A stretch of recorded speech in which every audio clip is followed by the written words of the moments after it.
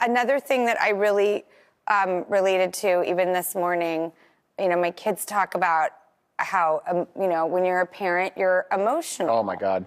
And... yeah, I have a big problem with this. Like, I cry a lot. And I know, like, when we were growing up, men, you're not a man if you cry. But I'm going too far the other way, where I'm like it's commercials. Commercials now, they're just like, we're just going to try to make you cry as quick as in 30 seconds.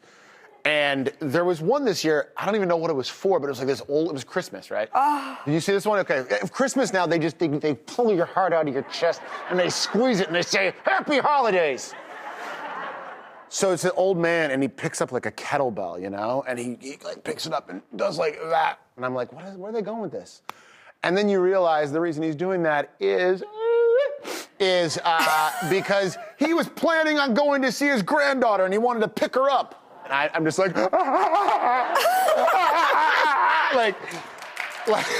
like an old Italian widow. I cannot wait to show this to my two daughters because I'm constantly. We went to see Sing and Spider-Man. We've been going back to the movies a lot. Mm-hmm. And every movie, I'm just sobbing the whole time. Sing 2. I'm like, Gunther the pig, he's working hard. That movie he's working gutted hard. me. It gutted me. Spider-Man took me down. It's heavy life themes.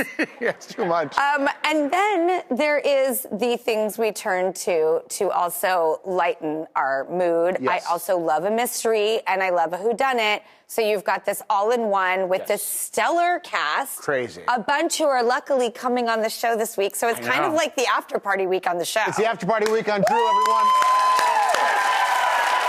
Okay. It's a high school reunion. Yes. That's how you set it up. And then each episode is its own genre and...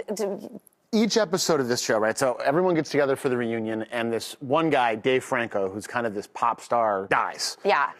Each episode is from the point of view of one of the suspects, and each of those episodes is in a genre that corresponds to that suspect. So you got Sam Richardson. It's so interesting, He's right? like a romantic guy, so he's like a rom-com, right? Like, I don't know, Never Been Kissed. Okay. Whatever. And then I am kind of a sad middle-aged guy, so I'm all about action movies. And I love your character so much. Like at word go, I'm in with you in this.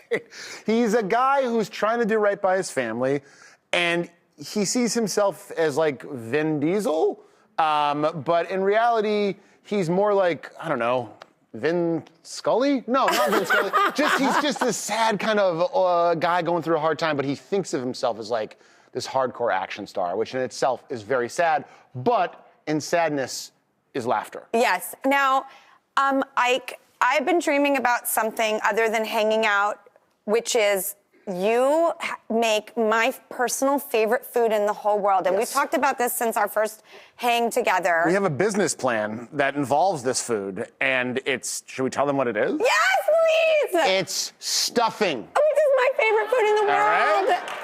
And you make a famous pastrami stuffing. I do. And it tastes like a Reuben sandwich, and a stuffing somehow had a child, and that child was delicious. And is it true your wife, Erica, likes to have a regular stuffing as well?